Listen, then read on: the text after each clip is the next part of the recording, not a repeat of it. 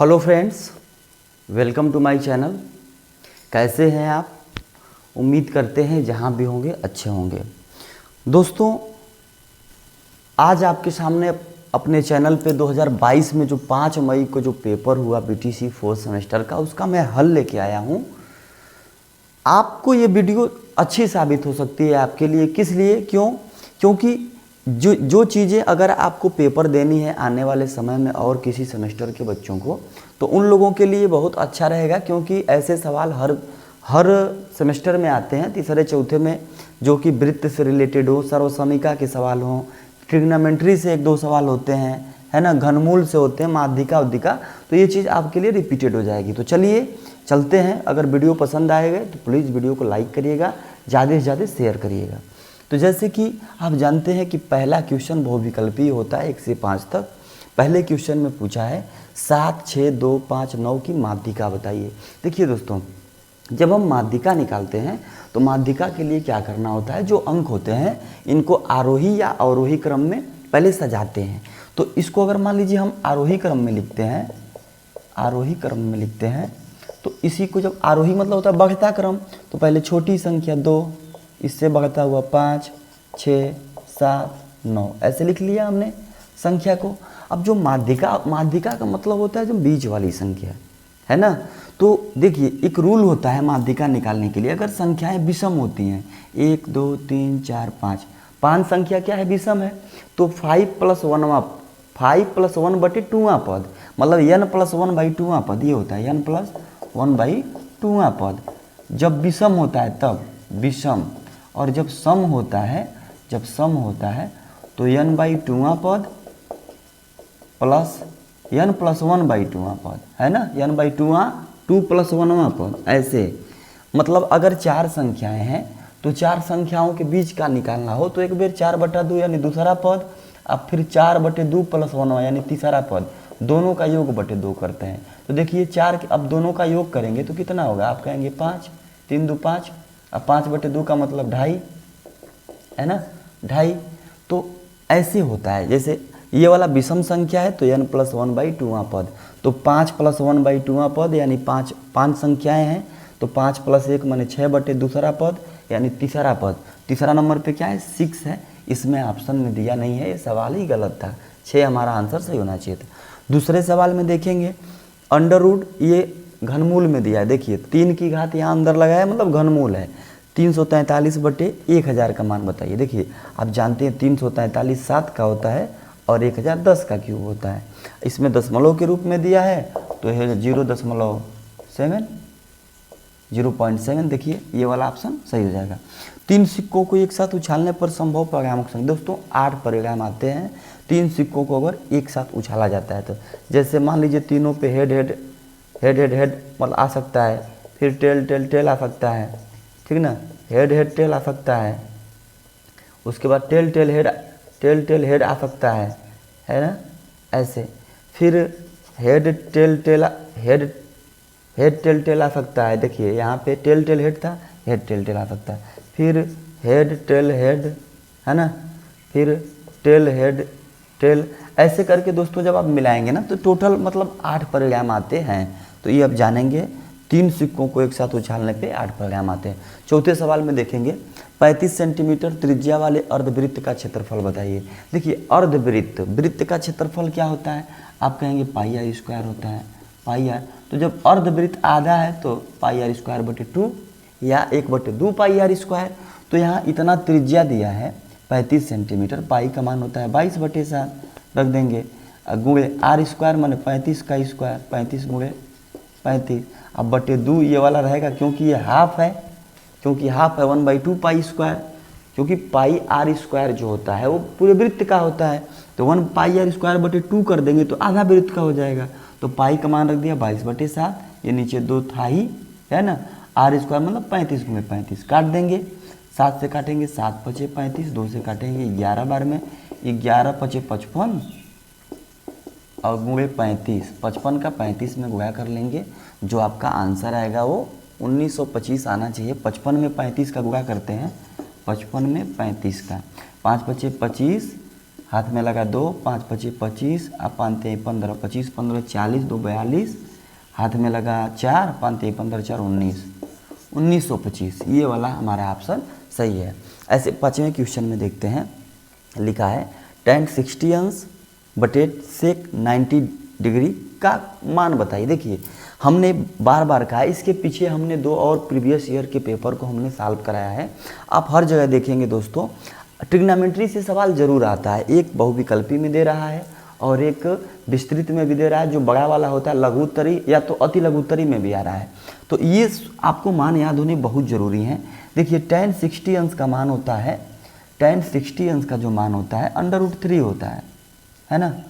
और sec 90 का मान अनंत होता है। तो किसी संख्या में जब अनंत से हम जब भाग देते हैं तो उसका मान अनंत ही आता है, इन्फिनिटी आता है। तो ये वाला हमारा सही हो जाएगा। तो आइए अति लघु उत्तरी के बाद अब हम लोग चलते हैं, तो बहुविकल्पी के बाद अब हम लोग अति लघु उत्तरी प्रश्नों को हल करते हैं।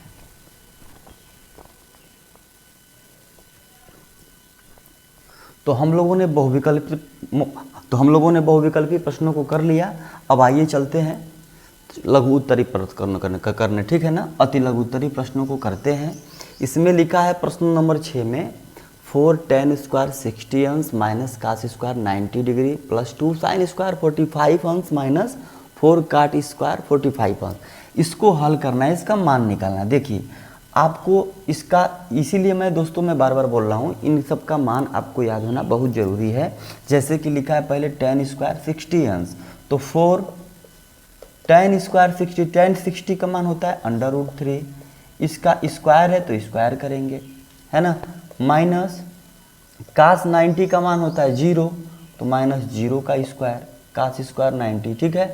प्लस 2 साइन स्क्वायर, साइन 45 का मान 1/√2 होता है, तो 1/√2 का वर्ग करेंगे।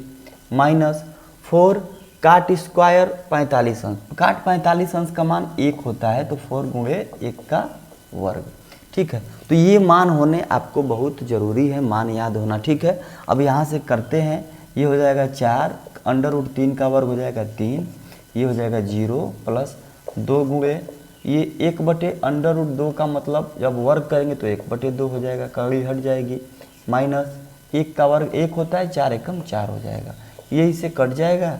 4 3 12 हो गया, इधर ख़त्म, -4 है, 12 में से 4 जाएगा तो बचेगा 8। यही हमारा राइट आंसर होगा।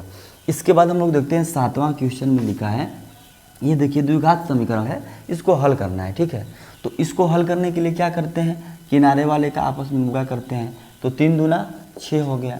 तो ऐसे 2 अंक ढूंढते हैं कि गुणा करें तो 6 आए और जोड़ने पे -5 आए। अब गुणा करने पे 3 दूना 6 -6 आए, देख रहे हैं, ये माइनस का 3 है, ये प्लस का 2 है, लेकिन जोड़ने पे -5 आए। तो क्या करेंगे आप कहेंगे -6 + 1 करेंगे गुणा, जोड़ेंगे तो -6 और +1 जोड़ेंगे तो -5 आएगा, -5 आएगा। और -6 का 1 में जब गुणा करेंगे, -6 गुणे 1 करेंगे तो -6 आएगा। यही हमें चाहिए था, है ना, ये -5 आएगा। तो ऐसे इसको हम लोग बीच वाले को क्या करते हैं, बना लेते हैं। इसका मतलब 2x² - 6x + x, इसमें 1 का गुणांक है x में, तो ये 1 प्लस वाला और -6 मिल के -5, और गुणा करेंगे -6 का 1 में तो 3 दूना 6 -6 आ जाएगा। तो ऐसे कर लेंगे, -3 बचा, इसको उतारेंगे बराबर 0, 2 का पेयर बनाते हैं, कामन लेते हैं, यहाँ से 2x कामन लेंगे तो x - 3 + 1 कामन लेंगे तो x - 3, ये आता होगा आपको। एक बार x - 3 को लिखेंगे, एक बार 2x + 1 को लिखेंगे, जो कामन होता है दोनों में उसको एक बार, जो बचता है उसको एक बार। तो अगर x - 3 बराबर 0, इसके बराबर 0 करके देखा जाए तो x का मान कितना होगा, 3। उसी तरह अगर 2x + 1 बराबर 0 देखा जाए तो x का मान कितना होगा, -1/2। ये इधर आएगा तो -1, ये 2 का इधर गुणा है तो भाग में -1/2। तो ये रहा इसका हल। ऐसे ही 8वां क्वेश्चन दिया है कि 14 मीटर गहरा व 3 मीटर व्यास का एक कुआं 300 रुपया प्रति घन मीटर की दर से है ना, खोदने का कितना खर्च आएगा। देखिएगा, कुआं है दोस्तों, कुआं कैसे होता है, ऐसे ही होता है ना, नीचे भी ऐसे वृत्त टाइप होता है, गोल, कुआं गोल होता है। तो ये इसका अगर आप आकृति देखेंगे तो एक बेलन की तरह है ना। और बेलन का आयतन यानी इसी का आयतन निकालना है। आयतन का मतलब क्यों, क्योंकि इतना गहरा और 3 मीटर व्यास का कुआं इतना की दर से खुदवाना है, ठीक ना।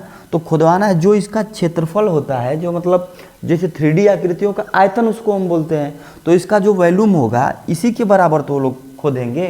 यानी इसका अगर हम आयतन निकाल दें तो आप जानते हैं कि बेलन का आयतन क्या होता है, आप जानते हैं बेलन का आयतन होता है पाई आर स्क्वायर एच, है ना, पाई आर स्क्वायर एच। तो यहाँ से हमको त्रिज्या चाहिए, हाइट चाहिए। अब चूंकि आप देखिए त्रिज्या इसकी क्या हो जाएगी, 3 मीटर व्यास है तो 1.5 मीटर त्रिज्या हो जाएगी, मतलब आर का मान 1.5 मीटर, क्योंकि व्यास की आधी त्रिज्या होती है, चाहे त्रिज्या का 2 गुना व्यास होता है, तो 1.5 का 2 गुना 3 हो जाएगा व्यास, है ना।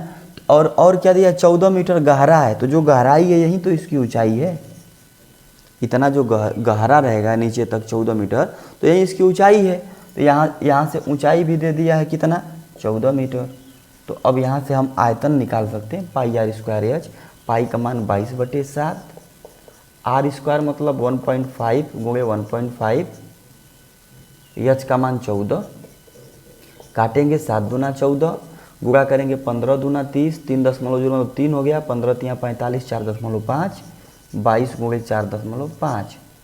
देखिए 2 से करेंगे 15 में, 15 दूना 30, एक अंक पे दशमलव यानी 3 हो जाएगा, 3 का 15 करें 15 तिया 45, एक अंक पे दशमलव 4.5, गुणा कर लेंगे, 22 बचे 110, हाथ में लगा 11, 22 चौका 88, 11 99, एक अंक पे 0, यानी 99 घन मीटर आ जाएगा, 99 घन मीटर। अब क्या पूछा है कि एक घन का मतलब ये लिखा है 300 रुपया प्रति घन मीटर की दर से, यानी एक घन का 300 रुपया, तो 99 का 3 का गुणा कर देंगे, इसलिए जो खर्च होगा तो आप कहेंगे 99 गुणे 300 रुपया, है ना। जितना आएगा यही आपका आंसर, 0 0 3 9 27, 3 9 27 2 29, इतना रुपया इसका खर्च आएगा, 29,700 रुपया।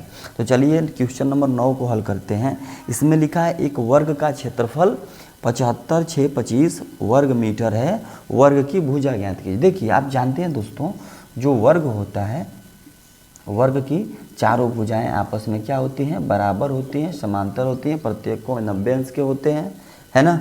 तो वर्ग इसका जो क्षेत्रफल है वो 75,625। आप जानते हैं दोस्तों कि जो भुजा का वर्ग होता है, क्षेत्रफल जो वर्ग का होता है वो भुजा का वर्ग होता है, यही क्षेत्रफल होता है वर्ग का, क्या होता है, वर्ग का क्षेत्रफल होता है। तो भुजा का वर्ग ही वर्ग का क्षेत्रफल होता है। तो वर्ग का क्षेत्रफल दे दिया है कितना, 75,625। तो जब भुजा का वर्ग, इसका मतलब भुजा का वर्ग दे दिया है, हमसे भुजा पूछ रहा है, तो जब भुजा का वर्ग का मान ये है तो भुजा करेंगे तो इसका क्या हो जाएगा, अंडर रूट हो जाएगा, 75,625 है ना, 75,625। अब इसका हमको वर्गमूल निकालना है। वर्गमूल निकालने की विधि हम बताए थे आपको, अगर आप वीडियो पे चैनल पे नए हैं तो जाके आप हमारे चैनल पे वर्गमूल और वर्ग नाम से चैप्टर को जाके देख सकते हैं। इसमें हमने क्या बताया था, 5 किसके वर्ग के अंत में आता है, आप कहेंगे 5 के वर्ग में आता है। जब भी 5 का वर्ग करते हैं ना तो 5 बचे 25, इकाई का अंक 5 आता है। चूँकि वर्ग में 2 की घात होती है इसलिए 2 अंक हमने छांट लिया। ये 25 आने का मतलब कि इकाई का अंक 5 रहा होगा, जिसका ये पूरा वर्ग है। जब हो जाता है तो इसको देखते हैं, जो संख्याएँ बचती हैं इसे हम देखते हैं कि यह किसके किसके वर्ग के बीच में आता है। अब 756 है, इसको देखना है किसके किसके वर्ग के बीच में आता है। आप जानते हैं दोस्तों 25 का होता है 625, है ना, 26 का होता है 676, 25 का 625, 26 का 676, 27 का जो होता है 729, 28 का जो होता है वो 8 28 64, ये 756 किसका होता है, किसके किसके वर्ग के बीच में आता है। तो देखिए इसको देखेंगे यह किसके किसके वर्ग के बीच में आता है। तो जैसे 25 का 625, 26 का 676, 27 का 729, तो 27 का 729 और 28 का अधिक हो जाएगा इससे, तो 27 का इस 27 के वर्ग के बीच में और 28 के वर्ग के बीच में आता है, इसका मतलब ये 275 का है। अगर इसको डिटेल से समझना है तो आप हमारे चैनल पे जाके समझ। इसमें करते क्या है एक बार समझते हैं। 75 6 2 5 है, वर्गमूल है, 2 अंक छांट लेते हैं, 5 किसके अंत में आता है, आप कहेंगे 5, इतना का मतलब 5 हो गया। इसको देखते हैं कि ये किसके किसके वर्ग के बीच में आता है। तो आप 27 का वर्ग 729 होता है और 28 का वर्ग इससे 756 से ज़्यादा होता है। तो जो छोटी संख्या होती है वहीं ले लेते हैं, यानी 27 वाला ले लेते हैं। तो ये किसका वर्गमूल है, ठीक है, इसका वर्गमूल क्या हो जाएगा, आप कहेंगे 275, ठीक है। तो ये भी निकल गया। अब आइए इसी क्रम में चलते हैं और आगे के क्वेश्चन को हम लोग हल करते हैं।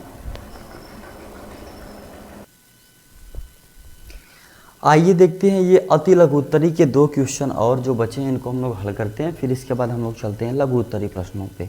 तो ये 10वां क्वेश्चन में बोल रहा है समीकरण 2x + 3y = 12 तथा 3y = x को हल करिए, है ना। तो दोस्तों जब इसको आप हल करेंगे, पहला समीकरण लिखा है 2x + 3y = 12, समीकरण नंबर 1 बना लेते हैं। अच्छा, इसको अगर देखा जाए दोस्तों 3y बराबर x है, अगर 3y को x के इधर लेके आए तो x - 3y बराबर क्या बचेगा, आप कहेंगे 0। ये इधर लेके चले जाएं तो इधर 0 बचा, यानी x - 3y बराबर 0। तो इसको हम लोग यहाँ लिख लेते हैं x - 3y बराबर 0, समीकरण नंबर 2 हो गया।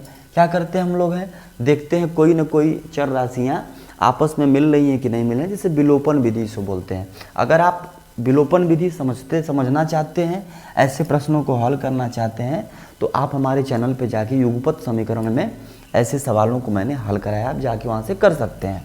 तो यहाँ से क्या होगा, देखिए ये 3y है, ये -3y है, लिखेंगे जोड़ने पर समीकरण 1 प्लस समीकरण 2 कर देंगे, जोड़ देंगे तो +3y में -3y जोड़ेंगे 0, 2x में x जोड़ेंगे तो 3x, ये हो गया, इधर है 12।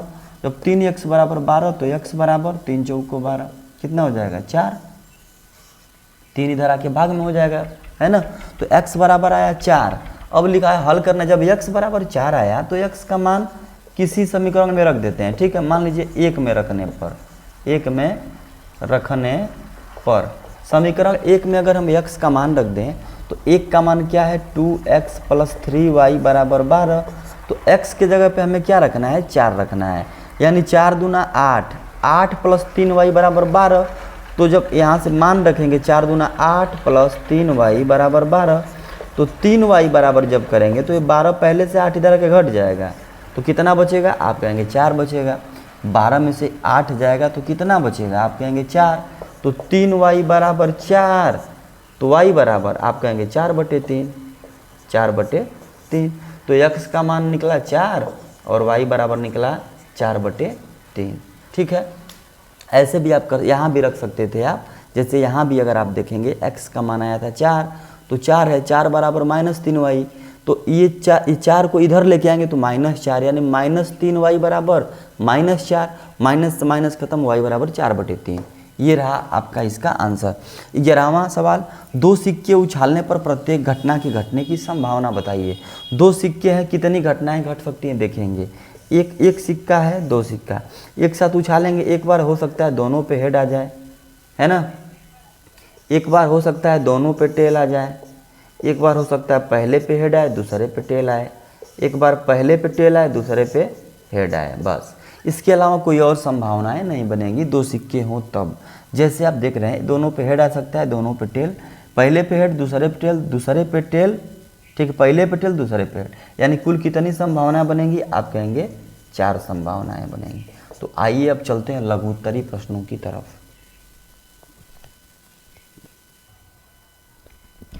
आइए दोस्तों देखते हैं ये लघु उत्तरी प्रश्नों को हम लोग हल करते हैं। जैसे कि क्वेश्चन नंबर 12 में लिखा है पार्श्वचित्र में, चित्र ABCD में, पार्श्वचित्र में ABCD एक आयत है, ABCD, ये एक आयत बोल रहा है, ठीक है, आयत है। CD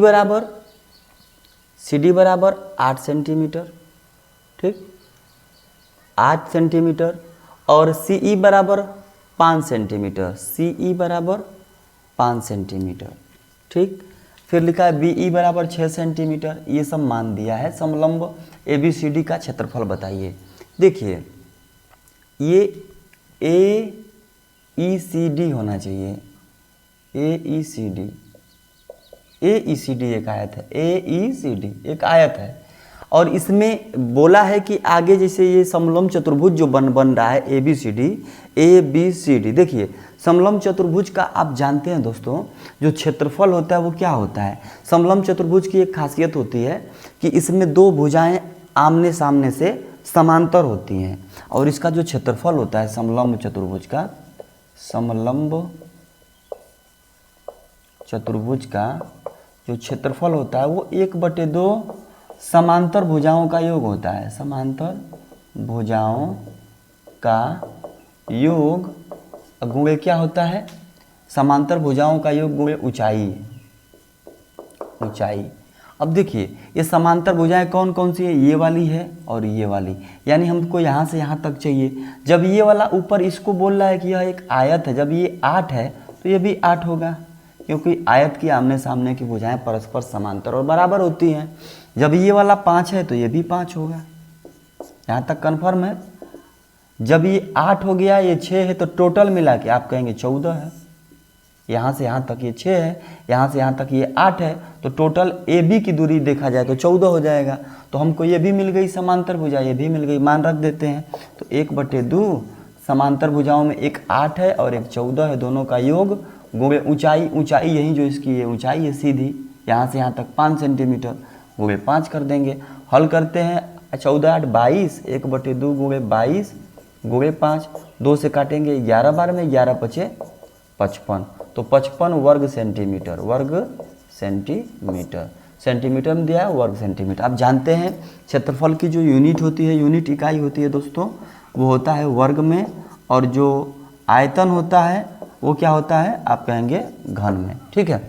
ऐसे अब चलिए तीसरा, ये दिया है 13वां क्वेश्चन।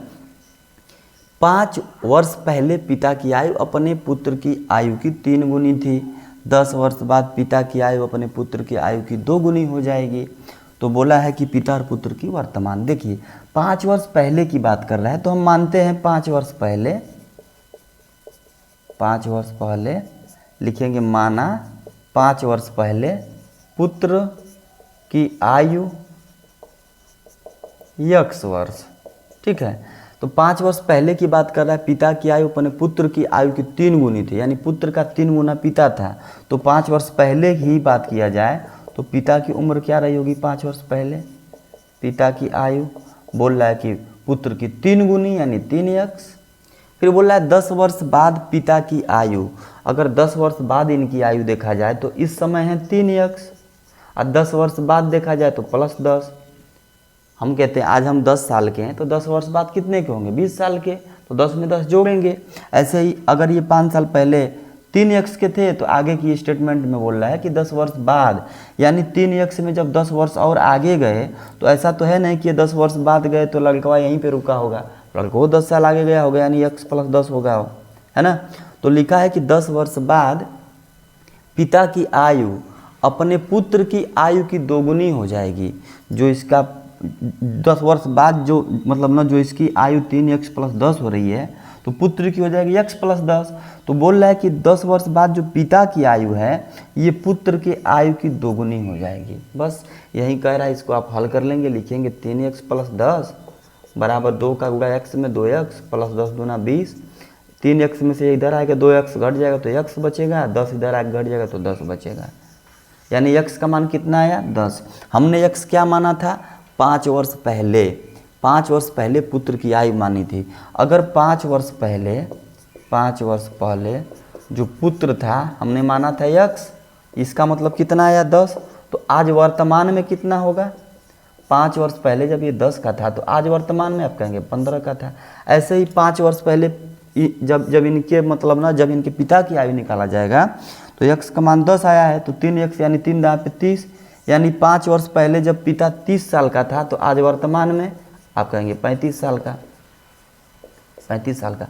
देखिए अगर इसको आप देखना चाहें इस पे सही है कि गलत है, इस पे आप देख सकते हैं। कैसे लिखा है 5 वर्ष पहले पिता, तो देखिए ये पहली बात कि वर्तमान आयु निकल गई किसकी, पुत्र की और पिता की, ये वाली है सन की और ये है फादर की, है ना।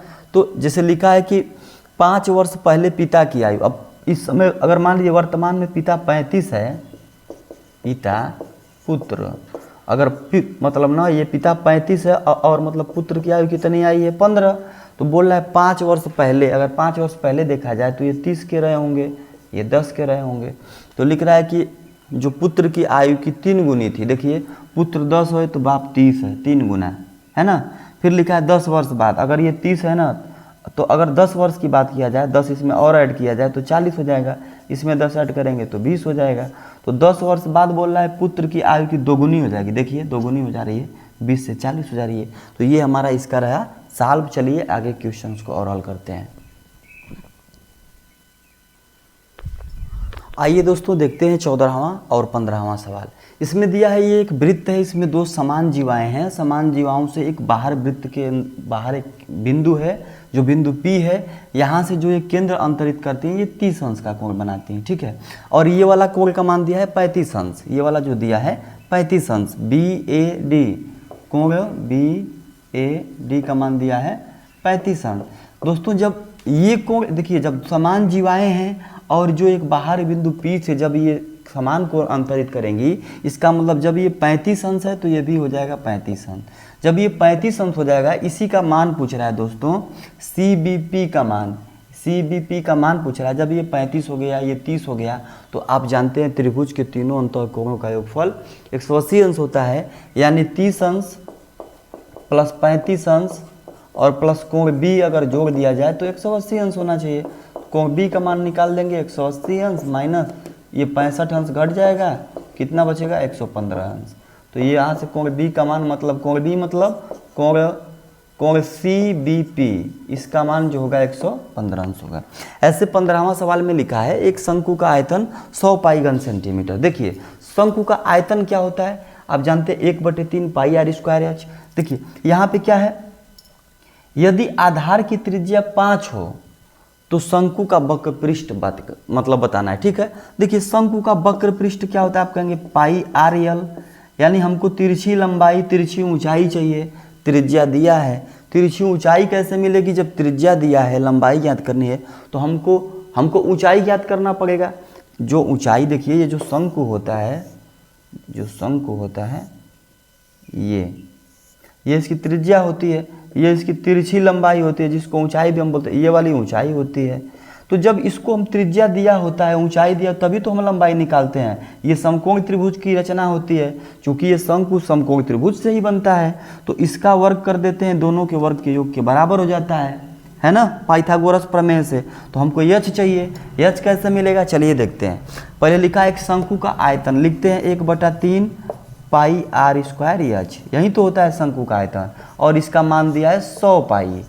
तो लिख लेते हैं, देखिए यहाँ से पाई से पाई कैंसिल कर देंगे, r का मान दिया है 5, तो 1/3 गुणे 5 का वर्ग मतलब 25, डायरेक्ट लिख देते हैं 5 का वर्ग मतलब 25 गुणे h बराबर 100, 25 से काट देंगे इधर, 25 चौक को 100, 3 का इधर भाग है, इधर जाएगा गुणा हो जाएगा।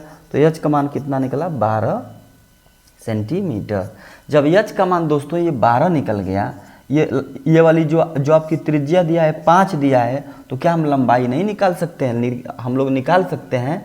जो लंबाई होती है, लंबाई का स्क्वायर कर दिया जाए तो ये ऊंचाई और त्रिज्या के वर्ग के योग के बराबर होगी, क्योंकि पाइथागोरस का प्रमेय क्या कहती है कि जो सबसे लंबी भुजा होती है इसका वर्ग शेष 2 भुजाओं के वर्ग के योग के बराबर होती है। तो h का वर्ग प्लस 5 का वर्ग, तो h का वर्ग कितना हो जाएगा 12 का वर्ग, 5 का वर्ग हो जाएगा 12 का 144, 5 का आपका 25, जोड़ेंगे 169, यानी L का मान हो जाएगा 13 सेंटीमीटर। 169 किसका वर्ग होता है, आप कहेंगे 13 का, तो L का मान कितना आ गया 13 सेंटीमीटर। तो हमसे पूछा है वक्र पृष्ठ, तो वक्र पृष्ठ होता है पाई RL, पाई का मान 22। जैसे दोस्तों आप वक्र पृष्ठ को कभी कभी पाई के रूप में भी आप देखते हैं आंसर में, तो पाई के रूप में भी इसको आप लिख सकते हैं, यानी पाई गुणे R का मान 5, L का मान 13, 13 पचे आप कहेंगे 65 पाई, तो 13 पचे 65 पाई वर्ग सेंटीमीटर। वक्र पृष्ठ जो है वर्ग सेंटीमीटर, वक्र पृष्ठ भी एक तरह से क्षेत्रफल होता है, लेकिन जो घुमावदार चीज़ें होती हैं उनका हम वक्र पृष्ठ निकालते हैं। जैसे ये घुमावदार वाला जो शंकु का ये जो भाग है, इसी को हम लोग बोलते हैं वक्र पृष्ठ। अगर आपको शंकु के बारे में डिटेल जानकारी समझनी है पूरा अच्छे से एक एक लाइन बाय लाइन, तो आप हमारे चैनल पे वीडियो पे जाके देख सकते हैं। हमने वहाँ पे शंकु के लिए घन, घनाभ, आयतन, बेलन, सब सारी चीज़ों के लिए वीडियो हमने वहाँ पे प्रोवाइड कराई है। तो आइए 15वां के बाद अब आगे के क्वेश्चंस को हम लोग हल करते हैं। तो आइए देखते हैं दोस्तों बाकी के 2 प्रश्न। 16वां में दिया है एक घनाकार गड्ढे का आयतन 13.824 वर्ग घन मीटर है, गड्ढे की गहराई बताइए। देखिए घन का आकार है, घन का आकार आप जानते हैं क्या होता है, घन के आकार में क्या होता है, लंबाई चौड़ाई ऊंचाई सब समान होती है। तो ये ऐसे घन होता है ना, इसी के आकार का एक गड्ढा है जिसमें बोल रहा है इसका आयतन, आयतन मतलब जो इसका पूरा जो एरिया है ना, उसका आयतन लिखा है 13.824 घन मीटर। चूँकि आप जानते हैं घन के आकार का है तो घन का जो आयतन होता है वो भुजा का क्यूब होता है, यानी ये भुजा के क्यूब का मान दिया है। जो घन का आयतन होता है वो भुजा का क्यूब होता है। क्यों भुजा क्यूब? देखिए किसी भी आकृतियों का आयतन जब हम निकालते हैं तो लंबाई को ए, चौड़ाई को ए, ऊंचाई होती है। अब यहाँ पे हम कहते हैं लंबाई भी ए हो, चौड़ाई भी ए है, ऊंचाई भी ए है, मतलब ए का क्यूब हो गया। इसका मतलब जो घन का आयतन होता है वो भुजा का क्यूब होता है। हमसे पूछ रहा है गड्ढे की गहराई बताइए, चाहे इसकी जो गहराई हो, चाहे जो चौड़ाई हो, चाहे लंबाई हो, सब सेम है। यानी कोई एक भुजा हम बता दें तो ये मान निकल जाएगा, यानी भुजा का क्यूब का मान इतना है तो भुजा बता देंगे। भुजा जब बताएंगे तो इसका आप घनमूल निकाल लेंगे 13.824। अगर 1 मिनट के लिए दशमलव हटाते भी हैं तो ये देखेंगे, अगर आपको याद नहीं भी है तो देखिए मैंने एक ट्रिक बताई थी कैसे करते हैं। 13.824 है तो घनमूल है, घनमूल मतलब 3 अंक, तो 3 अंक दाहिने साइड से छांट लेते हैं। देखते हैं 4 किसके अंत में आता है। आप जानते हैं 4 का जब क्यूब करते हैं, 4 चौको 16, चौको 64, तो 4 के क्यूब के अंत में आता है, यानी इस इतने का मतलब हम मान लेंगे कि 4 है। जब इसका मतलब निकल गया 4, बचा 13। जो अंक बचता है इसको देखते हैं किसके किसके घन के बीच में है। अगर 2 का घन देखेंगे तो 2 का घन होता है 8 और 3 का घन होता है 27। तो 8, 27 के बीच में 13 है ना, तो इसमें से छोटी संख्या ले लेते हैं, मतलब 2 और 3 के घन के बीच में है तो 2 वाली संख्या ले लेंगे, यानी ये हो जाएगा 24 का घन। अब इसमें 0.3 स्थान पे है तो यहाँ पे एक स्थान पे लगा देंगे 2.4, क्योंकि देखिए 2.4 गुणे 2.4 गुणे 2.4 जब करेंगे तो चूंकि 24 का घन हमने बताया 13,824, तो 13,824 हो जाएगा। तो 1 अंक 0.2 अंक और ये 3 अंक, तो 3 अंक पर लगाएंगे तो यही संख्या प्राप्त होगी। इसका मतलब जो इसकी जो गहराई थी, गड्ढे की जो गहराई थी वो 2.4 मीटर में दिया था तो मीटर होगी। ठीक है। ऐसे 17वां क्वेश्चन में दिया है 2 पासे को एक साथ फेंकने पर विषम अंक आने की संभावना ज्ञात कीजिए। देखिए पासा जो होता है, जो जिसको हम लूडो खेलते हैं, पासा ऐसे होता है। तो दोस्तों पासा में कौन कौन सा अंक होता है? 1, 2, 3, 4, 5, 6, इतना ही अंक होता है। लेकिन बोल रहा है कि 2 पासे हैं विषम अंक आने की। अब इसमें विषम अंक कौन है? इसमें विषम अंक की बात किया जाए, विषम अंक, तो आप कहेंगे 1 है, 3 है और 5 है। तो इसी से ना जो भी संभावनाएं बनेंगी, चूंकि 2 पासा हैं तो इसकी संभावनाएं देखिए। पहली संभावना ऐसे बन सकती है कि पहले 1 आए फिर 1 आ जाए दूसरे पे, है ना। फिर दूसरी संभावना अगर बनानी हो तो बना दीजिए 1 और 1 पे 3 बना दीजिए। तीसरी बनानी हो तो 1 और 1 पे 5 बना दीजिए। अब देखिए फिर दूसरी लाइन में आते हैं। दूसरी लाइन में जब 1 से हमने शुरू किया, अब 3 से शुरू करिए। 3 1, 3 3, 3 5। अब 5 से शुरू करिए। 5 1, 5 3, 5 5। देखिए इतनी संभावनाएं बनेंगी। एक पे अगर 1 पे 1 आ रहा है दूसरे पे भी 1 आ सकता है, विषम अंक है। 1 3 आ सकता है, पहले पे 1 दूसरे पे 3, 1 5, यानी इस तरह से दोस्तों आप देखेंगे तो टोटल 9 संभावनाएं बनेंगी। ठीक है। ऐसे ही इसके बाद वाला क्वेश्चन माध्यिका से रिलेटेड है। अगला क्वेश्चन तो चलते हैं, छोड़ते हैं उसको, क्योंकि उस सवाल में 2022 के क्वेश्चन, लास्ट क्वेश्चन में सिर्फ ये तालिका बना के दे दिया था, क्वेश्चन में कुछ पूछा नहीं था। हालांकि उसमें हमें माध्यिका ज्ञात करनी है, माध्यिका को आपको समझना है। आप हमारे डिस्क्रिप्शन में जाके माध्यिका से रिलेटेड एक अच्छी सी वीडियो है, पूरा बड़ा है, शुरू से एकदम अच्छे लेवल तक है, उसको आप जाके वहाँ से देख सकते हैं। तो वीडियो आपको कैसी लगी दोस्तों ज़रूर कमेंट में बताइएगा, और क्या आपको चाहिए परीक्षा से रिलेटेड ये भी कमेंट में बताइएगा। कोशिश रहेगी आपकी डिमांड को पूरी किया जाए। तो बस आज की वीडियो में इतना ही। मैंने सोल्यूशन को कराना था, सोल्यूशन मैंने करा दिया। 5 मई 2022 डीएलएड 4th सेमेस्टर मैथ का जो सॉल्यूशन था हमने हल करा दिया। ऐसे ही हम लोग और भी कुछ चीज़ों के साथ मिलते रहेंगे, चाहे प्रैक्टिस के रूप में हो, चाहे किसी चीज़ के रूप में हो। तो प्लीज़ वीडियो पसंद आएगी तो वीडियो को लाइक करिएगा, शेयर करिएगा, और चैनल को अगर सब्सक्राइब नहीं किए हैं तो चैनल को सब्सक्राइब कर लीजिएगा। ठीक है, इसी के साथ मिलते हैं अगले वीडियो में। तब तक के लिए जय हिंद दोस्तों।